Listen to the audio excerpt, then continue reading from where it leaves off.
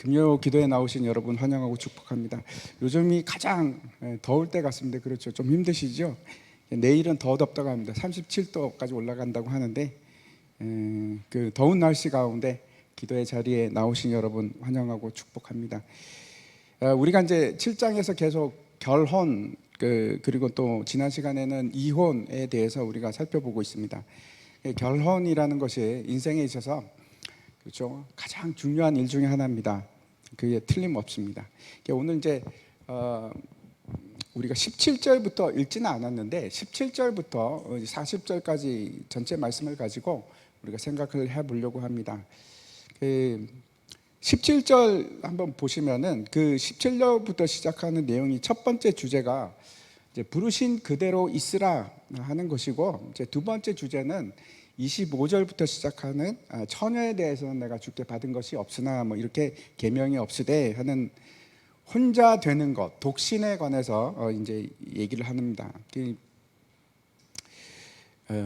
아직 결혼을 하지 않은 자들은 어떻게 할 건가? 요즘에 이제 결혼을 굉장히 늦게들 하시는데, 그리고 막 결혼을 안 하겠다, 혼자 살겠다 하시는 분들도 참 많은데, 이제 그거에 대해서 얘기를 했으면 좋겠습니다. 그래서 이제 여기 오늘 본문에서는 결혼을 하라는 걸까요? 아니면 하지 말라는 걸까요? 전체적인 이제 내용의 결국 결론을 말씀드리면, 아직 여기서입니다. 여기서 이 고린도전서 7장에서 아직 결혼을 하지 않았으면 그냥 혼자 있는 것도 좋다. 그러면서 중요한 것은 이겁니다. 그래서 장가나 시집을 가지 말라는 것이 결론이 아니고, 부르신 그대로 있으라, 부르신 그대로 있으라 하는 것이 결론입니다.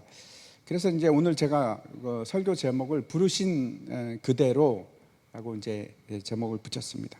이제 오늘 그 17절 말씀 한번 같이 읽도록 하겠습니다. 같이 읽겠습니다. 시작. 오늘 주께서 각 사람에게 나눠 주신 대로 하나님이 각 사람을 부르신 그대로 행하라. 내가 모든 교회에서 이와 같이 명하노라.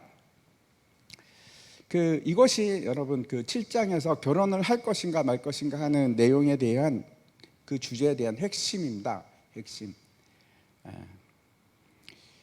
각 사람을 부르신 그대로 행하라. 여기서 이제 각 사람을 불렀다 하는 것은 이 부르심이라는 것은 어떤 뜻인가 하면, 우리를 구원의 자리로 부르신 하나님의 자녀로 만든 그 자리를 얘기합니다.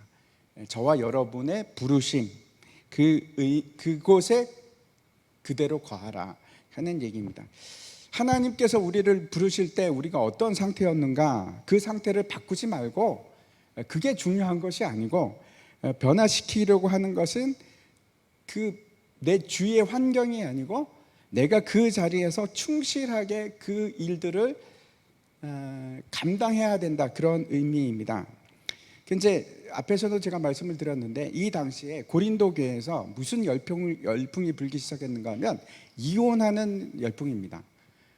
혼자 사는 것이 훨씬 신앙적이다, 금욕주의죠. 금욕주의 생각입니다. 제가 이제 생각하기에는 거의 모든 종교에서 이러한 생각들이 있습니다. 금욕주의, 그렇죠. 거룩해지기 위해서 금욕을 하는 것이 좋다 하는 생각입니다. 그에 대해서 지금 사도 바울이 얘기하는 것은, 네 신앙을 위해서 네 처지를 바꾸려고 하지 말라 하는 의미입니다. 그 예로 이제 사도 바울이 뭘 얘기하는가 하면 할례자와 무할례자에 대해서 얘기를 합니다. 그 할례자는 누굽니까? 당연히 유태인들 얘기를 하는 겁니다. 당시에 이제 로마 시대니까 굉장히 여러분 성지 순례도 가면 거기 이제 예배소 가면 큰 공중 목욕탕이 있지 않습니까? 이제 목욕 문화가 굉장히 발달되어 있습니다. 공중탕입니다. 그래서 사람들이 거기 가서 같이 목욕을 하는데, 그러면 이제 목욕탕에 가면 금방 표시가 나는 것이 있습니다. 남자들이 이제 금방 표시가 나는 겁니다. 저 사람은 유태인이구나. 할례를 했는가 안 했는가 따라서 보면 알지요. 보면 압니다. 당시는 전 세계에서 유일하게 할례를 하는 민족이 유태인밖에 없었습니다. 그건 창피하지 않습니까? 그렇죠? 남들은 할례를 안 했는데 자기만 할례를 하면. 그래서 심지어는 기록에 의하면 그걸 숨기기 위해서 외과 수술을 했다고 합니다. 안 보이려고, 그렇지 않은 것처럼 하려고. 그래서 이제 사도 바울이 그러는 겁니다. 할례 받은 자들은 무할례자가 되려고 하지 말고, 또 무할례자는 할례를 받으려고 그러지 말라. 다시 말씀드려서, 이방인들은 이방인 채로 하나님의 부름을 받았느냐? 그러면 굳이 뭐 할례를 받지 않아도 된다, 이 말씀을 하는 겁니다. 그래서 19절에 보면 이렇게 되어 있습니다. 할례 받는 것도 아무것도 아니요 할례 받지 아니하는 것도 아무것도 아니로되 오직 하나님의 계명을 지킬 따름이니라. 잘 보십시오. 이 구절을 보면 굉장히 모순처럼 보입니다. 무슨 말씀인가 하면, 분명히 할례를 받는 것은 하나님의 계명 중에 하나입니다. 그렇죠. 명령 중에 하나입니다. 할례를 받음으로 하나님의 언약 백성이라는 표식을 가지게 되는 것인데, 지금 사도 바울이 뭐라고 하는가 하면, 할례 받는 것도 할례 받지 않은 것도 아무것도 아니로되, 이렇게 얘기합니다. 잘 생각해 보십시오. 사람들이 왜 할례를 받으려고 했고, 또 왜 받은 사람들은 또 왜 그 표식을 지으려고 했을까요? 왜 지으려고 할까요? 하나님 때문에 그럽니까? 아니지 않습니까? 내 이익 때문에 그러는 겁니다. 이 표식을 지으려고 하는 거는. 그러니까 내 이익을 따라서 그런 일은 충분히 할 수 있는데 그게 무슨 유익이 있겠는가 하는 얘기입니다. 그러면서 오직 중요한 것은 하나님의 계명을 지키는 것이다, 이렇게 얘기합니다. 다시 말씀드려서 아주 중요합니다. 외적인 표현이 중요한 것이 아니고 정말 내가 마음으로 하나님의 계명을 지키려고 하는가, 그게 훨씬 더 중요하다 하는 얘기입니다. 두 가지 경우입니다. 그렇죠? 하나는 할례자인데 무할례자처럼 되는 거, 자기를 위해서 그러는 거죠. 하나님 때문에 그러는 건 아니지 않습니까? 그럼 율법에 맞지 않는 겁니다. 자기를 위해서 그러는 거죠. 그러면 두 번째, 무할례자는 왜 할례자가 되려고 할까요? 성경에 그 율법에 그렇게 쓰여 있으니까. 그렇죠? 율법을 따르려고. 다시 말씀드려서 외적인 법에도 열심을 내려고 그러는 겁니다. 우리도 잘 알고 있듯이 마음이 아니라 외적인 율법에 목숨을 거는 사람들이 있었습니다. 그렇죠? 그 사람들이 누굽니까? 바리새인들입니다. 아무튼 여기 이제 두 사람이 등장하는데, 한 사람은 자기의 유익을 위해서 의식적으로 율법을 무시한 사람이 나오고, 그리고 또 한 사람은 외적으로나마 어떻게든 지금 법에 열심을 내려고 하는 사람입니다. 이게 언제나 우리에게 딜레마입니다. 제가 이제 얼마 전에 아내랑 얘기를 하다가 이런 얘기를 나눴습니다. 주일날 우리 아이들을 공부를 쉽게 하는가 말아야 되는가, 우리 아이들도 학원에 보내야 되는가 말아야 되는가, 그게 어떤 건가? 그렇죠? 무시하면 무시할 수도 있지만 생각에 따라서 아주 심각한 문제가 될 수 있습니다. 여러분은 어떻게 생각하십니까? 뭐 학원에 안 보내더라도 우리 아이들은 주일날 내가 공부를 시킬 것이다 라고 생각을 하십니까? 아니면 그래도 주일인데 성수해야지, 주일 성수해야지, 너 공부하지 마, 그러실 겁니까? 여러분 어떻게 하실 겁니까? 곤란하시죠? 제가 이렇게 물어보면 아무도 대답을 안 하시는데, 저는 어릴 때 고신교회에서 자랐습니다. 고신교회 아시는 분들도 계시죠? 주일날 뭐 사가면 죽는 줄 알았습니다. 저는 지옥 가는 줄 알았어요. 주일날 절대 뭐 아무것도 못 사 먹을 뿐만 아니고, 문제는 버스를 못 타게 합니다. 그 교회를 가야 되는데 버스를 못 타면 어떻게 해야 될까요? 여러분 어떻게 하시겠습니까? 택시를 탑니까? 똑같죠? 그러면 어떻게 하시겠습니까? 걸어가시겠지요? 대답이 없으시네. 걸어갈 수도 있습니다. 가까우면. 근데 걸어갈 걸 왜 버스를 타겠습니까? 머니까 버스를 타죠. 그러면 어떻게 하시겠습니까? 그때 방법이 있습니다. 그때 어떻게 하냐면 전날 토큰을 사야 됩니다. 그때는 이제 토큰이나 뭐 회수권 같은 거 있지 않습니까? 그렇게 이제 했습니다. 생각해 보십시오. 그게 그런다고 법을 지키는 겁니까? 그게 의미가 있습니까? 아니, 그날 사서 오늘 타는 건 오늘이지 않습니까? 예? 그게 무슨 의미가 있습니까? 안 타면은 몰라도. 버스를 타는데 나는 지금 당장 돈 계산을 안 해도 되니까 좋다? 괜찮다? 바리새인하고 다를 바가 하나도 없습니다. 그렇죠? 근데 다들 그러고 살았습니다. 다시 한번 생각해 보십시오. 주일날, 물론 이제 주일이 안식일은 아닙니다. 완전히 같은 개념이 아닙니다. 그렇다고 해서 우리가 지키는 이 안식일, 주일은 그러면 안식일과 완전히 새로운 개념인가? 그래서 전혀 다른 건가? 그렇게 말할 수 없습니다. 제가 다시 한번 정리해 드리면, 안식을 하나님께서 거룩하게 만드셨습니다. 그 이유가 뭘까요? 안식일을 하나님께서 거룩하게 만드신 이유는 하나님께서 6일 동안 세상을 창조하시고 모든 것이 보시기에 좋았습니다. 그렇죠? 그래서 다 이루셨기 때문입니다. 다 이루셨기 때문에 일곱째 날에 안식하셨습니다. 그리고 그 날을 거룩하게 하셨습니다. 창세기 2장 3절 말씀인데 한 장 넘겨주십시오. 같이 한번 읽겠습니다. 시작.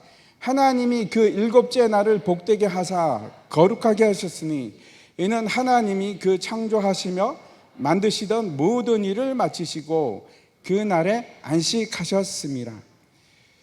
잘 보십시오. 거룩하게 된다는 것은 어떤 것인가 하면 완전하게 되는 것이고, 거룩하게 된다는 것은 안식을 가지는 것이 거룩한 일입니다.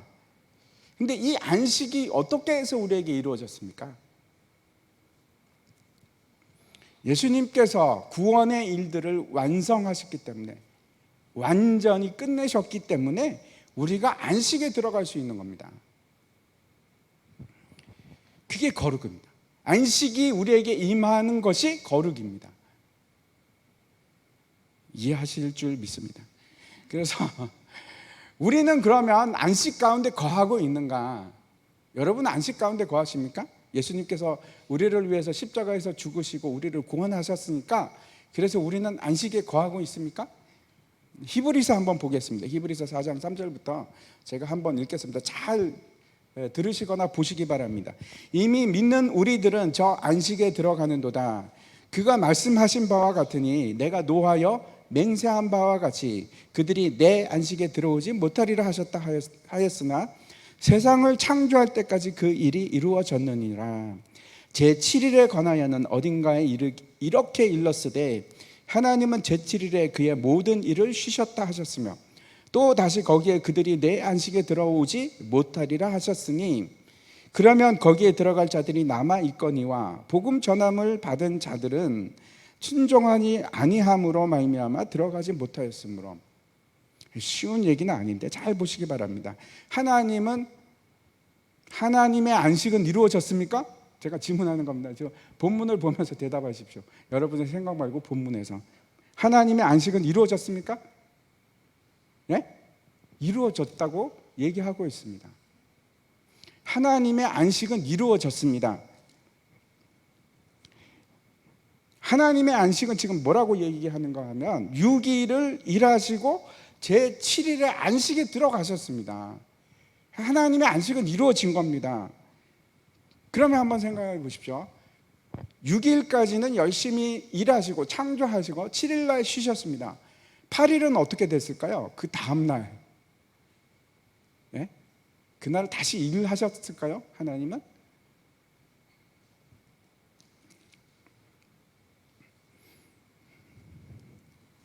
아닙니다. 그 일이 끝나셨기 때문에 하나님은 영원한 안식에 들어갑니다. 그게 무슨 얘기냐면, 그래서 8일도 안식이고 9일도 안식입니다. 10일도 마찬가지로. 그 후에 안식 기간은 계속되는 겁니다. 그게 하나님의 안식입니다. 그러면 우리의 안식은 어떨까요? 지금 저기서 뭐라고 얘기합니까? 3절에 보면 뭐라고 합니까? 이미 3절에 어떻게 됩니까? 이미 믿는 우리들은 저 안식에 들어갔다? 들어가는 도다. 우리의 안식은 완성이 안 됐습니다. 들어가고 있습니다. 완전한 안식에 이른 것이 아닌 겁니다. 그래서 우리의 구원은, 다시 말씀드립니다, 안식이 뭐냐면 구원의 성취, 완전히 이루어진 거, 끝난 것을 얘기하는 겁니다. 그리고 쉼으로 들어가는 것이 안식이, 그렇죠? 그리고 그걸 거룩하다고 하는데, 우리의 구원은 완전히 끝난 것도 아니고, 그래서 우리는 완전히 쉼 속으로 들어간 거룩함에 이른 것도 아닙니다. 우리는 완전한 거룩함에 이르지 않았지요. 다시 말씀드려서 이 안식은 구원의 완성과 관계가 있습니다.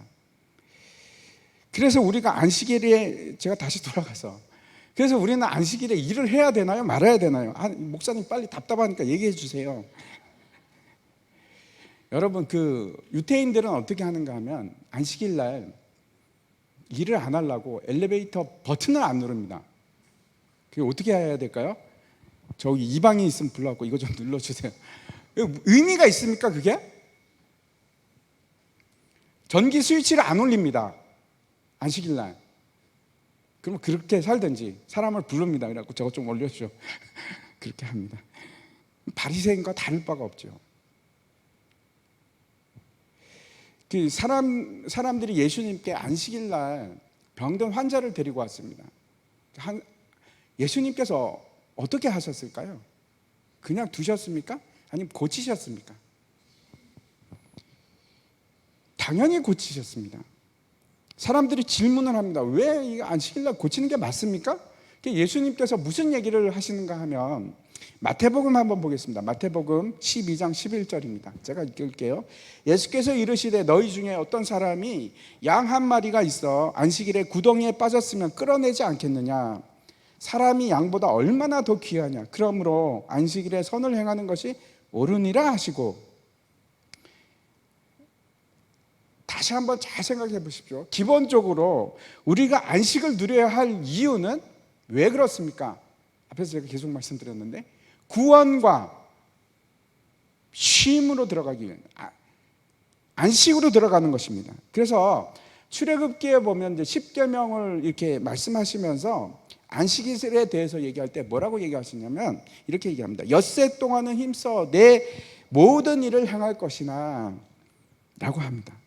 아주 중요한 겁니다. 그렇죠? 안식에 들어가기 위해서는 어떤 일이 먼저 선행이 돼야 됩니까? 예? 엿새 동안 열심히 일하셔야 됩니다. 하나님께서 그렇게 하셨습니다. 그리고 그래야지 완성이 이루어지는 겁니다. 그렇죠? 그리고 안식에 들어가는 겁니다. 그리고 신명기에서는 안식일에 대해서 덧붙여서 하는 말씀이 있습니다. 그게 뭔가 하면 종 되었던 너희를 구원했기 때문이라고 합니다. 구원이 들어갑니다. 다시 말씀드리면 똑같죠. 안식이 왜 안식이냐면 일의 성취입니다. 어떤 일의 성취? 구원의 성취. 제가 아는 한 목사님이 계신데 그분이 항상 자랑하는 게 그분의 형님입니다. 제가 한번 말씀드린 적도 있는데 그분이 얼마나 형님에 대한 프라이드를 가지고 있는지 모릅니다. 그 자랑을 하시는데, 우리 형님 이제 서울대 나왔는데 의사십니다. 그분이 지금도 그러세요. 책도 많이 쓰십니다. 근데 그분이 왜 자랑이냐 하면 서울대 들어가고 의사가 돼서 자랑이 아니라 그분이 고등학교 때 뭘 보여주려고 했냐면, 내가 주일날 완전히 주일 성수하고 서울대 의대 들어가는 걸 내가 보여주리라. 그 믿음 때문에 이제 그 자랑을 하는 겁니다. 그래갖고 이분이 모자라죠. 남들은 주일날도 공부하는데 자기는 못하니까 대신에 훨씬 더 평일날 열심히 공부하는 겁니다. 그렇게 하셨습니다.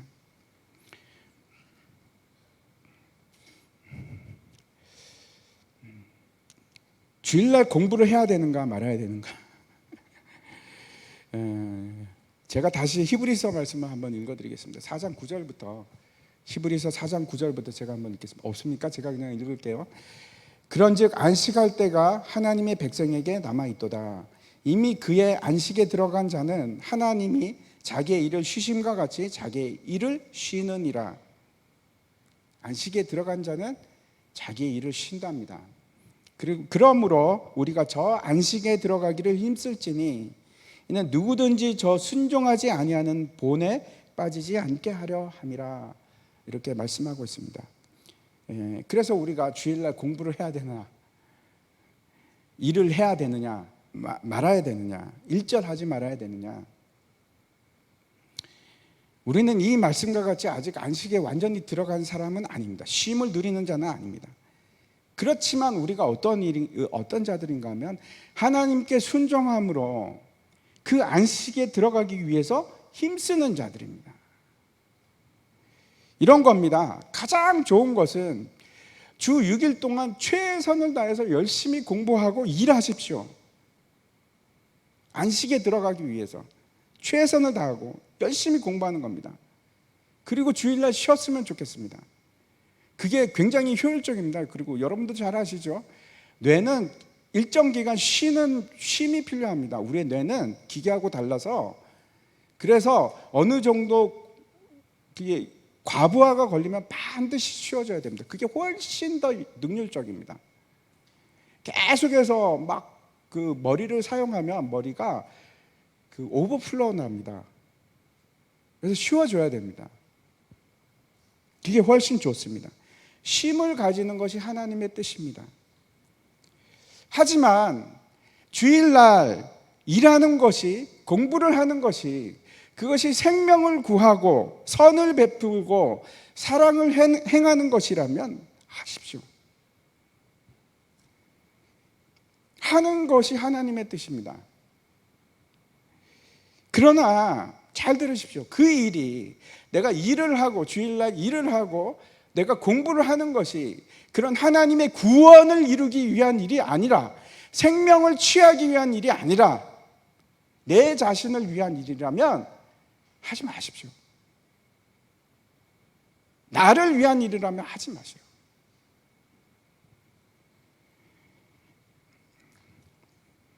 내 자신을 위한 일이라면 그 일이, 그러니까 내가 믿는 자로서 선한 영향력을 끼치기 위한 일이 아니라면, 그래서 그래도 나를 위해서 공부하고 일하는 거라면 그건 잘못된 일입니다.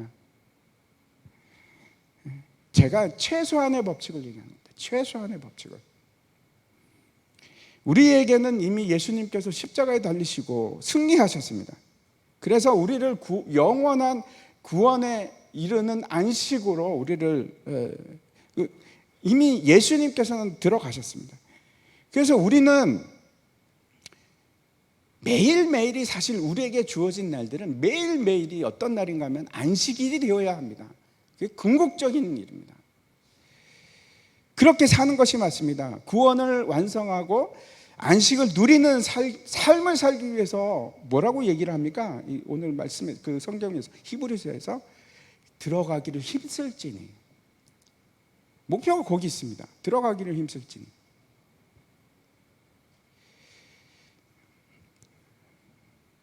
그건 무슨 뜻입니까? 우리가 그렇게 살기가 너무 힘들다는 거죠. 아직도 너무나 힘든 상황입니다.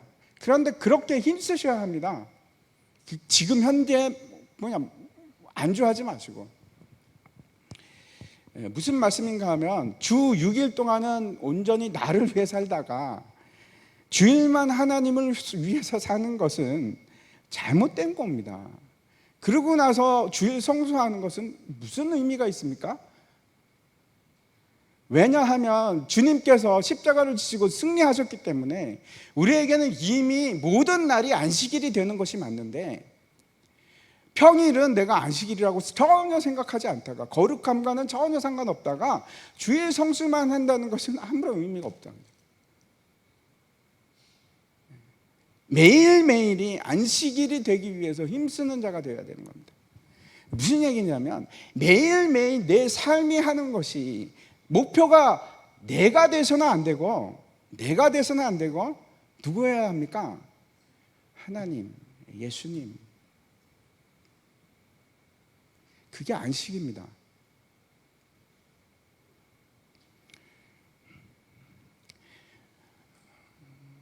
그래서 제가 말씀드리는 거는, 그래서 우리 기준이 있어야죠. 우리 아내랑도 얘기하는데, 그럼 그렇게 하면 안 돼.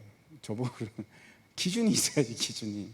그래서 어쩌라고 제가 그래서 기준을 말씀드립니다. 가능하면 최선을 다해서 6일 동안 일하는데 누구를 위해서 일할까요? 하나님을 위해서 일하십시오. 그리고 7째 날에는, 우리는 이제 7째 날이 아니고 첫째 날이죠. 주일에는 쉼을 가지는 겁니다. 하나님 안에서 하나님을 기뻐하고 그렇게 최선을 다해서 그렇게 살기를 원하는 겁니다. 그러니까 제가 말씀드리는 것은, 이걸 율법적으로 생각해서 버스표를 사느냐 마느냐의 문제가 아니라는 겁니다. 그렇게 지키는 안식일은 아무 의미가 없습니다. 주일날만, 평일은 하나님하고 아무런 상관없이 지내다가 주일은 내가 성수하리라, 무슨 의미가 있습니까? 바리새인입니다. 그렇게 하면 헷갈릴 것 같아서 다시 정리합니다. 그렇죠? 주일날 일을 해야 되는가? 말아야 하는가? 가능하면 하지 마십시오. 열심히 일하고 하루에 쉼을 가지십시오. 그러나 그렇게 하지 못할 때가 있습니다. 그렇게 하지 못할 때가 있습니다. 중요한 것은, 제가 그래서 성도님들 중에서도 주일날 일해야 되는 분도 참 많거든요. 제가 하지 말라고 그럽니까? 그러지 않습니다. 제일 중요한 것은, 우리에게 있어서 제일 중요한 것은 우리 마음의 법입니다. 내가 공부를 하거나 일을 하거나 내 자신을 위하지 않으면 그거 자체가 예배가 되는 겁니다. 하나님을 위해서 살아가는 모든 삶은 그건 예배입니다. 예배하는 삶입니다. 일하셔도 됩니다. 그런데 그 일이 나를 위해서 하지 마십시오. 그거는 안 됩니다. 주님을 위해서 일하십시오. 주일날 일해도 주님을 위해서 일하면 그거는 괜찮습니다. 공부를 해도 됩니다. 그런데 나를 위해서 공부하지 말고 주님을 위해서 공부하면 됩니다. 괜찮습니다. 근데 그러지 못할 것 같으면 하지 마십시오. 그렇게 제가 어려운 부탁을 하죠. 근데 그렇게 사시는 것이 맞습니다. 흉내라도 내보는 겁니다. 내 마음으로. 할례자 무할례자 얘기가 나왔는데, 그쵸? 안식일 얘기가 돼버렸죠. 하지만 아주 중요한 얘기입니다. 오늘 전체 흐르는 맥락과도 상관이 있습니다. 모든 율법이 다 마찬가지입니다, 여러분. 하나님께서 주신 법의 완성은 뭔가 하면 위로 하나님의 마음과 뜻과 목숨을 다해서 사랑하는 겁니다. 목숨을 다해서 사랑하는, 그게 계명이고, 두 번째는 뭡니까? 내 이웃을 내 몸과 같이 사랑하는 거. 그게 여러분 법의 완성입니다. 그보다 더 큰 법은 없습니다. 최고의 법입니다.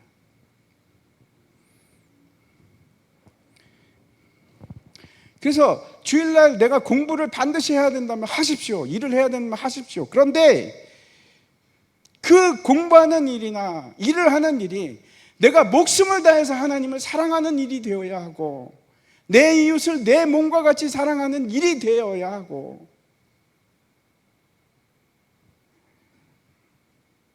그것이 구원의 완성의 일이 되어야 합니다. 제가 왜 이 말씀을 드렸는가 하면, 결혼하는 일, 결혼을 하지 않는 일, 율법을 지키는 일, 율법을 지키지 않는 일, 모두가 다 마찬가지입니다. 다시 한번 생각해 보십시오. 우리가 왜 주의 말씀을 지켜야 합니까? 여러분은 왜 주의 말씀을 지켜야 한다고 생각하십니까? 그냥 하나님의 명령이기에, 하나님이 두려우신 하나님이기 때문에, 그렇게 하라고 하셨기 때문에, 그래서 말씀을 지키는 것인가? 틀리지는 않습니다. 그런데 100점은 아닙니다. 하나님이 지키라고 하셨기 때문에 지키는 건, 그건 뭐 틀린 말은 아니죠. 하지만 완전한 답이 아닙니다. 우리가 율법을 지키고 결혼을 하지 않는 것이 내 신앙을 위해서, 제가 잘 들으십시오, 내 신앙을 위해서 나는 결혼하지 않겠다, 그건 잘못된 겁니다. 왜요? 우리가 신앙이 좋아지는 건 나는 내 신앙을 좋게 만들고 싶어. 여러분 잘못됐다고 생각 안 하셨죠? 문제가 있는 겁니다. 그런 이유가 아니고 내가 하나님을 사랑하기 때문에 그 말씀을 지키고 싶어요. 내가 너무 사랑하니까 그 말씀을 지키고 싶어요. 결혼하는 거, 이혼하는 거, 결혼하지 않는 거 마찬가지입니다. 내가 좀 더 높은 신앙을 만들어 가기 위해서 내가 결혼을 하지 않는다? 그건 올바른 생각이 아닙니다. 그것이 아니고 내 환경을 조금 개선하고 내 처지가 좀 나아지면 나는 신앙이 훨씬 더 좋아질 것 같아요. 잘 생각해 보십시오. 그 목적이 뭔가.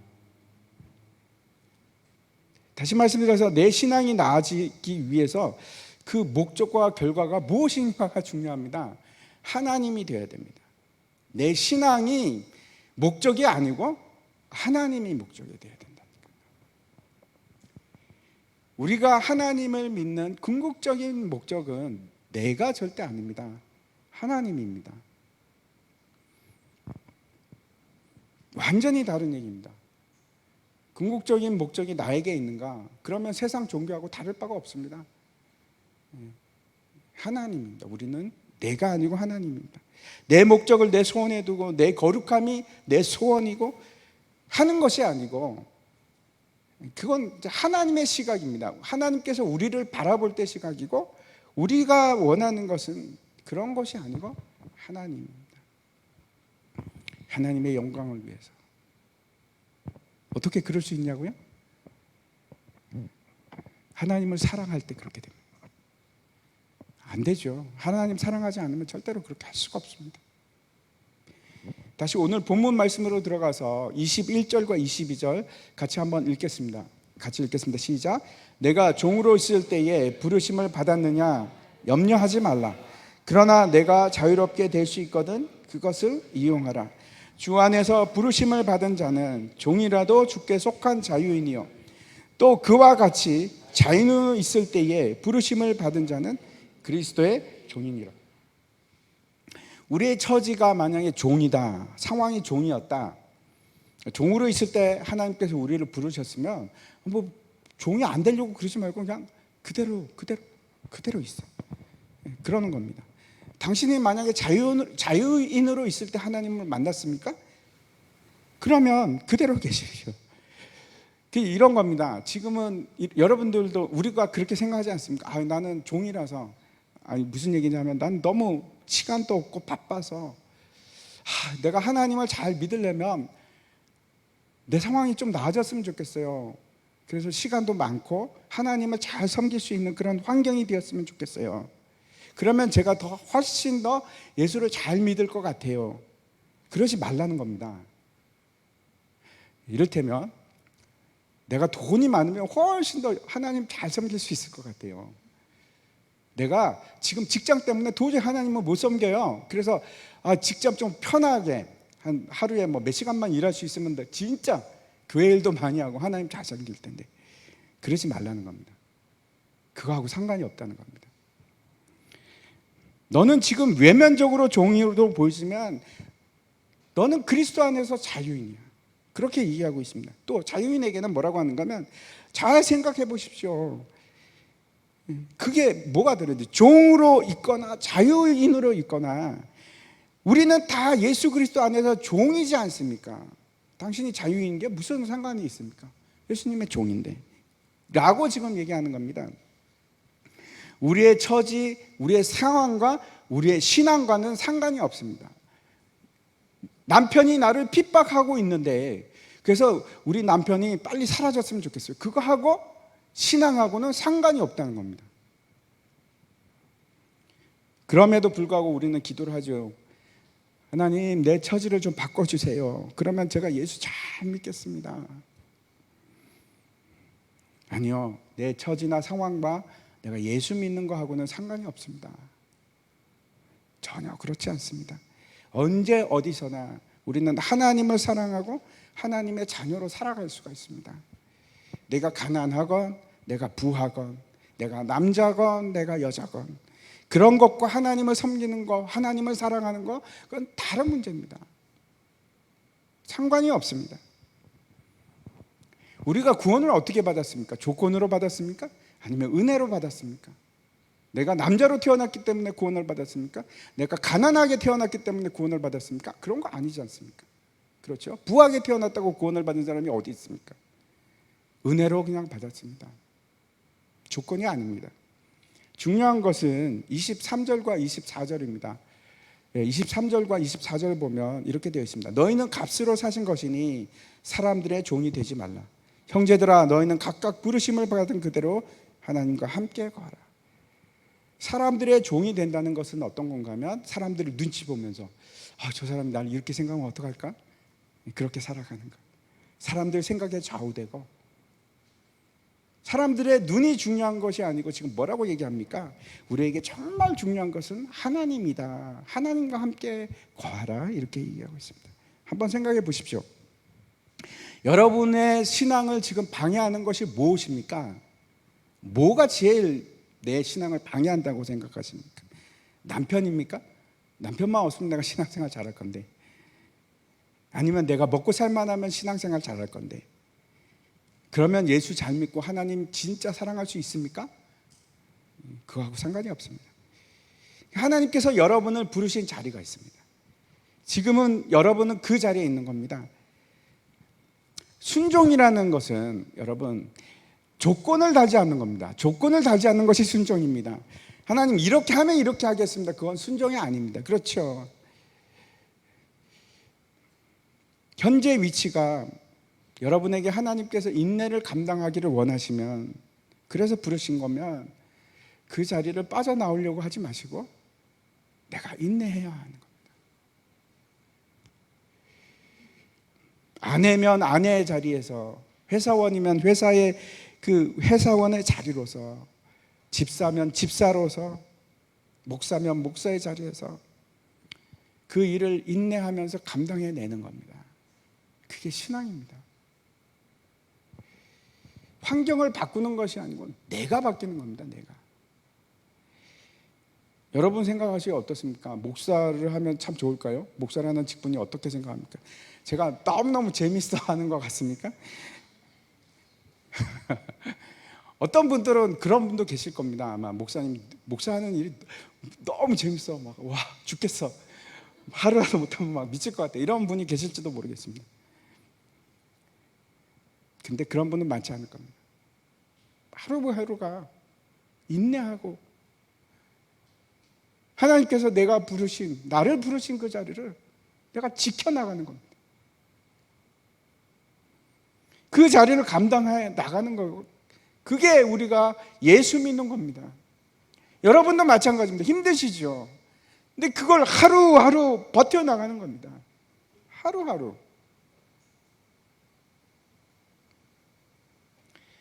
부르신 그 자리에서 하나님과 함께 하는 것, 그거보다 귀한 일이 없습니다. 두 번째, 오늘 본문 읽은 본문으로 돌아가서 다시 독신에 대해서 생각해 보시겠습니다. 결혼을 하는 것이 좋을까? 독신으로 사는 것이 좋을까? 전체적인 그 사도 바울의 의견이 어떤 건지 한번 보도록 하겠습니다. 25절과 26절인데 같이 한번 읽겠습니다. 시작. 처녀에 대하여는 내가 주께 받은 계명이 없으되 주의 자비하심을 받아서 충성스러운 자가 된 내가 의견을 말하노니 내 생각에는 이것이 좋으니 곧 임박한 환난으로 말미암아 사람이 그냥 지내는 것이 좋으니라. 사도 바울이 지금 어떻게 얘기하고 있습니까? 뭐라고 합니까? 사람이 결혼을 하지 않고 그냥 지내는 것이 좋겠다. 지금 처녀에 대해서는 이렇게 하는데, 그러면 이건 처녀에 대해서만 얘기하는 것인가? 아닙니다. 여기 이제 처녀라는 것은 어떤 뜻인가 하면 결혼 정년기에 있는 사람을 얘기하는데, 근데 아직 결혼을 안 한 사람, 여기는 남자도 포함됩니다. 항상 여자만 얘기하는 그 단어가 아닙니다. 아무튼 앞에서 여러분 기억나십니까? 7장 8절에 보면 이런 말씀이 있는데, 나와 같이 그냥 지내기를 원하노라. 그렇게 얘기했었는데 그때는 그 호랍이 그다음에 과부에게 얘기하지 않았습니까? 사도 바울이 그럽니다. 호랍이와 과부들은 그냥 가능하면 나같이 그냥 지내는 게 좋겠다 이렇게 얘기를 했는데, 그러면 그건 이제 돌아온 싱글들입니다. 그렇죠? 근데 오늘 지금 이 말씀은 아직 결혼하지 않은 미혼에게 하는 얘기입니다. 그런데 잘 보십시오. 단서를 듭니다. 무슨 단서를 듭니까? 이거는 주께 받은 계명이 아니고 명령이 아니고 내 생각이다, 내 의견이다 이렇게 전제를 둡니다. 사도 바울의 사견입니다. 그런데 내 생각에는 그냥 결혼 안 하고 지내는 것이 좋겠다라고 합니다. 분명 이제 그 다음에 보면 장가가는 것도 죄가 아니고 시집가는 것도 죄가 아니다라고 하면서 왜 여기서는 가지 말라고 할까요? 예? 뭐라고 되어 있습니까? 저기 첫 번째. 예? 임박한 환난으로. 첫 번째 이유가 뭐냐면 임박한 환난 때문에 그렇습니다. 제가 이제 앞에서도 말씀드렸듯이 바로 이 편지를 쓴 그때는 아니지만 곧 어떤 일이 일어나냐면 어마어마한 박해가 일어납니다. 네로 때 수많은 사람들이 죽습니다. 사도 바울도 그때 죽었지요.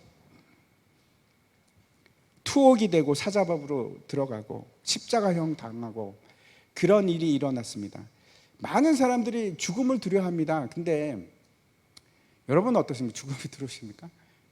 나는 안 두려워. 하지만은 사람들이 꼭 하는 얘기가 있습니다. 걱정하는 게 있습니다. 가족. 나는 죽어도 좋아. 근데 내 가족은 어떡하지? 왜 죽을 준비가 안 되셨습니까? 그러면은 다 얘기가 아이고 우리 아들이 걱정돼서 그런 얘기 하지 않습니까? 제가 말씀드린 적은 있는데 이란에서 우리 교회가 다 잡혔습니다. 다 잡혔는데 그때 너무나 명확하게 똑같은 일이 일어났습니다. 마태복음의 10장에 보면은 예수님께서 제자들을 파송하시면서 그럽니다. 사람들이 너희를 잡아갈 것이나 두려워하지 말라. 두려워하지 말라. 계속 그렇게 얘기하십니다. 그러면서 10장 36절에 이렇게 얘기합니다. 36절부터 보여주시면 제가 읽겠습니다. 사람의 원수가 자기 집안 식구리라. 아버지나 어머니를 나보다 더 사랑하는 자는 내게 합당하지 아니하고 아들이나 딸을 나보다 더 사랑하는 자도 내게 합당하지 아니하며 또 자기 십자가를 지고 나를 따르지 않는 자도 내게 합당하지 아니하느니라. 참 무서운 말씀입니다. 그렇죠. 집안 식구가 원수다 이렇게 얘기합니다. 이란에 있을 때 우리 그 형제 자말이 이제 잡혔는데 그가 금방 예수님을 부인했습니다. 3일도 안 돼서 부인을 했습니다. 근데 제가 그 이유를 압니다. 왜 그랬을까요? 사랑하는 가족 때문에. 어떻게 할 겁니까? 자기 죽으면 그 아이들은 어떻게 할 겁니까? 그 아내는 어떡하고? 저한테 그랬거든요. 저 이제 정이라고 부르는데 정, 네가 좀 우리 가족 좀 부탁해. 제가 어떻게 그 가족을 책임집니까?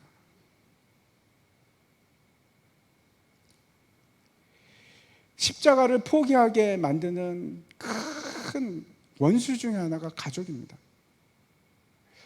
내가 죽으려고 해도 내 딸 때문에 내 아들 때문에 죽을 수가 없습니다. 그렇지 않습니까? 그 새끼를 두고 내가 어떻게 죽어? 장가라도 보내고 내가 죽어야지. 그런 생각 들지 않습니까? 십자가를 포기하게 만듭니다. 그게 지금 사도 바울이 이야기하는 가장 큰 이유입니다. 임박한 환난 때문에 너희가 시집 장가 안 갔으면 좋겠다. 그거 어떻게 당하려고? 환난과 핍박을 감당하기가 절대 쉽지 않습니다, 여러분. 그래서 이거는 이 임박한 환난을 얘기하는 것은 당시 상황에 맞는 특수한 환경 때문에 그렇습니다. 바울은 이미 지금 닥칠 환난에 대해서 이미 훤하게 알고 있었습니다. 이때 벌써 알고 있었습니다. 그래서 그 임박한 환난 때문에 결혼 안 하는 게 낫겠다. 그렇게 얘기하는 겁니다. 28절 한번 보십시오. 28절에도 이렇게 되어 있습니다. 같이 한번 읽겠습니다. 시작. 그러나 장가 가는 것도 죄 짓는 것이 아니요 처녀가 시집가도 죄 짓는 것이 아니로되 이런 이들은 육신의 고난이 있으리니 나는 너희를 아끼노라. 지금 뭐라고 합니까? 장가가고 시집가면 육신의 고난이 있으리니, 고난이 있으리니. 그래서 내가 너희를 아껴서 하는 말이야. 그게 얼마나 힘들 줄 아니. 네가 잡혀가는 걸로 끝나는 것이 아니고 네 앞에서 네 아들이 죽는 모습을 보는 것이 얼마나 힘든데, 네 앞에서 네 아내가 잡혀가는 걸 보는 게 네가 얼마나 힘든데 안 갔으면 좋겠어. 내가 너를 아껴서 하는 말이야. 지금 그렇게 얘기하는 겁니다. 가족이 있으면 괴로움이 더할 것이라고. 계속해서 30절과 이제 31절에 보면 이렇게 되어 있습니다. 우는 자들은 울지 않는 자 같이 하며 기쁜 자들은 기쁘지 않은 자 같이 하며 매매하는 자들은 없는 자 같이 하며 세상 물건을 쓰는 자들은 다 쓰지 못할 것 같이 하라. 이 세상의 외형은 지나갑니다. 때가 단축되었기 때문에, 앞에 이제 그 얘기가 나옵니다. 때가 단축되었기 때문에 무슨 말인가 하면 곧 환란이 닥칠 것이기 때문에 우는 자는 울지 않는 자처럼 하고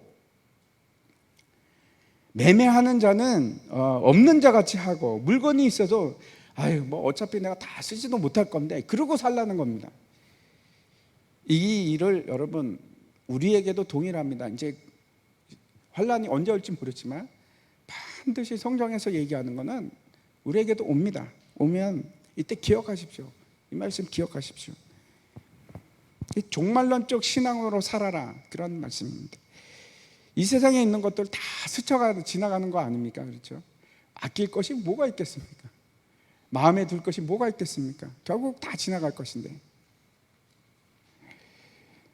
그런 것들에 애착을 가지지 말라, 이렇게 얘기합니다. 결국 스쳐 지나가는 거다.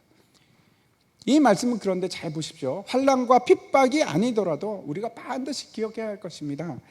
눈에 보이는 것이 절대 영원한 것은 아닙니다. 눈에 보이는 것은 사라지는 겁니다. 모두가 다 그렇습니다. 우리 눈에 보이는 건 다 사라집니다. 안 사라지는 거 하나라도 있을까요? 지구도 사라집니다. 태양도 사라지고 모든 것이 다 사라집니다. 근데 눈에 보이지 않는 게 진짜입니다. 우리가 믿음으로 바라보는 것이 그게 진짜입니다. 그게 실상이고 실제 우리의 눈으로 보는 것은 다 허상들입니다. 사라질 것들. 지금 기쁨은 기쁨이 아닙니다. 지금 슬픔은 슬픔도 아니고 우리가 바라보는 천국이 진짜 실체입니다. 이 말씀 여러분 잊지 마시고 나중에 환난 때가 오면 반드시 기억하십시오. 꼭 기억하십시오. 두 번째 이유가 있습니다. 두 번째, 사도 바울이 얘기하는 두 번째 이유가 있는데 32절부터 보겠습니다.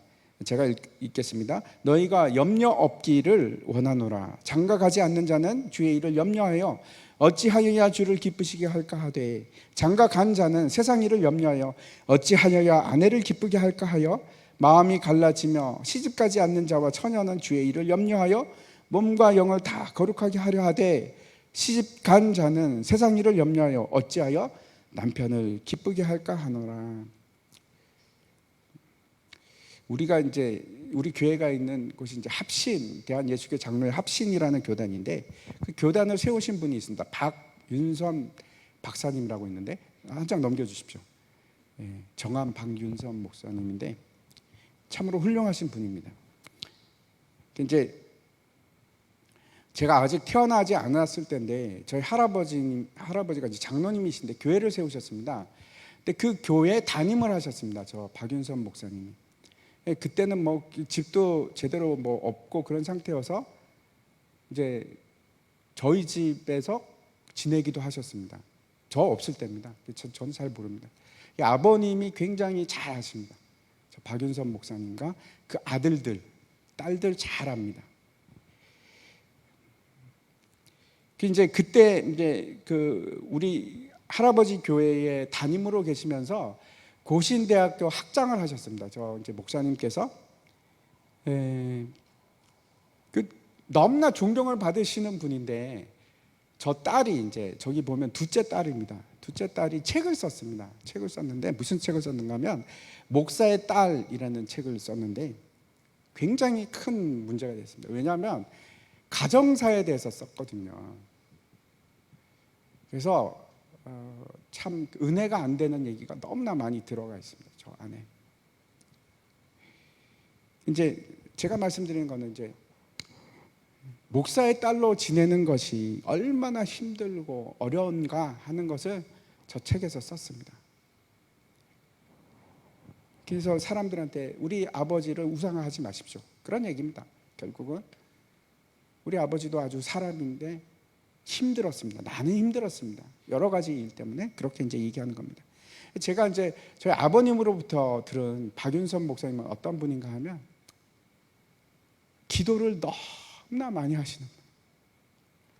그냥 뭐 처음부터 그러지는 않았죠. 나중에 이제 나이가 들수록 그렇게 하시는데 그냥 뭐 하나 보면 기도하고 있고 사람이 와도 손님이 와도 기도하고 있고 손님이 이제 멍하니 있다가 기도 언제 끝나나 안 끝나서 그냥 돌아가시고. 그 문제가 뭐냐 하면 전혀 아버지로서 경제적인 책임을 지지도 않고 가장으로서의 역할도 안 하시는 겁니다. 그게 얼마나 상처가 되겠습니까? 월급을 받으면 그걸 다 줘버립니다. 신학생활 하는데 돈이 없는 것 같으면 다 줘버리고. 좋은 일일 수 있죠. 근데 가족으로 봐서는 얼마나 한심하고 무책임한 아버지일까요? 아니 뭘로 먹고 살라고 돈도 안 주는데.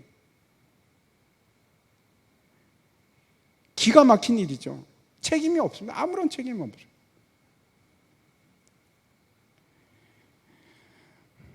그 7장 7절 말씀 한번 보여주십시오. 네, 7장 같이 한번 읽겠습니다. 시작. 나는 모든 사람이 나와 같이 그를 원하노라. 그러나 각각 하나님께 받은 자기의 은사가 있으니 이 사람은 이러하고 저 사람은 저러하니라. 지금 여기서 뭐라고 얘기하고 있는가 하면 독신은 은사다 그렇게 얘기합니다. 독신은 은사다. 아무나 하는 것이 아니고 하나님께서 은사로 주셔야지 하는 겁니다. 독신은 하나님께 받은 은사. 모든 사람이 다 한계가 있기 때문에 하나님의 일에 모든 걸 바치기 시작하면 세상 일은 감당해낼 수가 없습니다. 아내를 어떻게 기쁘게 할까? 아내도 기쁘게 하고 하나님도 진짜 기쁘게 하고 남편도 잘 보필하고 이러기가 쉽습니까? 아니요, 안 됩니다. 대부분이 그렇습니다. 역사적으로 뛰어난 목사님들 보면 그 목사님들이 가정에도 잘했을까요? 가정은 형편없죠. 거의 뭐 내팽개 치듯이 놔두고 하나님의 일만 그냥 계속해서 했던 그런 목사님들이 얼마나 많습니까? 가족은 상처를 받죠. 두 번째 사도 바울이 한번 넘겨주십시오. 두 번째 사도 바울이 하는 것이 얘기하는 게 이런 말입니다. 당신이 사도 바울처럼 나처럼 당신이 하나님의 일에 전적으로 하기를 원하는가? 그럼 안 하는 게 낫겠다. 그럼 안 하는 게 낫겠다. 하나님도 기쁘시게 하면서 내 아내도 기쁘게 하는 게 얼마나 어렵습니까? 하나님의 일을 하면서 가정을 돌보는 게 얼마나 힘든 일입니까? 안 하는 게 낫겠다. 그렇게 지금 얘기하는 겁니다. 독신으로 사는 것이 낫겠다. 결론적으로 말씀드려서 사도 바울이 하는 얘기는 첫 번째, 임박한 환난 때문에 혼자 있는 것이 낫겠고, 두 번째, 하나님의 일을 내가 전적으로 하려고 하면 독신주의자라서 그런 것이 아니고 그러면 안 하는 게 낫다. 하나님의 일에 완전히 바쳐지기 위해서. 그래서 38절에 이렇게 얘기를 합니다. 38절에 보면 같이 한번 읽겠습니다. 시작. 그러므로 결혼하는 자도 잘하거니와 결혼하지 아니하는 자는 더 잘하는 것이니라. 모든 것을 다 버리고 하나님의 일만 할 수 있으면, 그렇죠? 그것도 굉장히 귀한 일 아닙니까? 더 잘한다. 그건 더 잘한다. 근데 그냥 결혼해서 그렇게 사는 것도 너무 잘하는 거야. 너무 잘하는 거야. 그렇게 지금 사도 바울이 얘기하는 겁니다. 그래서 이 7장 말씀은 사도 바울이 너 독신으로 사는 것이 좋아, 우리가 흔히 생각하는 그거하고는 많이 다릅니다.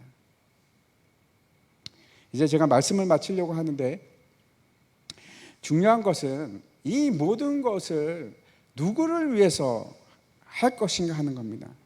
그래서 제가 마지막으로 우리 로마서 말씀 한번 봤으면 좋겠습니다. 로마서 말씀 보면 같이 한번 읽을까요? 같이 한번 읽겠습니다. 시작. 우리 중에 누구든지 자기를 위하여 사는 자도 없고 자기를 위하여 죽는 자도 없다다. 우리가 살아도 주를 위하여 죽고 죽어도 주를 위하여 죽나니 그러므로 사나 죽으나 우리가 주의 것이로다. 우리가 다 자기를 사랑합니다. 내가 영광 받기를 원하고, 나를 사랑하고 내가 영광 받기를 원하고, 신앙도 마찬가지입니다. 사실 그 마음속에 어떤 건가 하면 내가 더 나은 사람이 되었으면 좋겠다. 저 가운데 뭐가 있냐면 내가 있습니다. 내가 결국 내가 있는 겁니다. 참 어렵죠. 그렇게 해서는 결국은 내가 예수님은 만왕의 왕이십니다, 그렇게 할 수가 없습니다. 그렇게 할 수가 없습니다. 내가 예수님은 나의 만왕의 왕이십니다 라고 한다면 내 입술만 그렇게 할 것이 아니고 내 마음도 그렇게, 진짜 내 마음도 그렇게 가는 것이 맞는 겁니다. 그리고 마음이 그렇게 되면 내 행동도, 행위도 그렇게 가는 것이 맞습니다. 어려우면 내가 하나님을 높이는 것을 흉내라도 내고 살았으면 좋겠습니다. 흉내라도.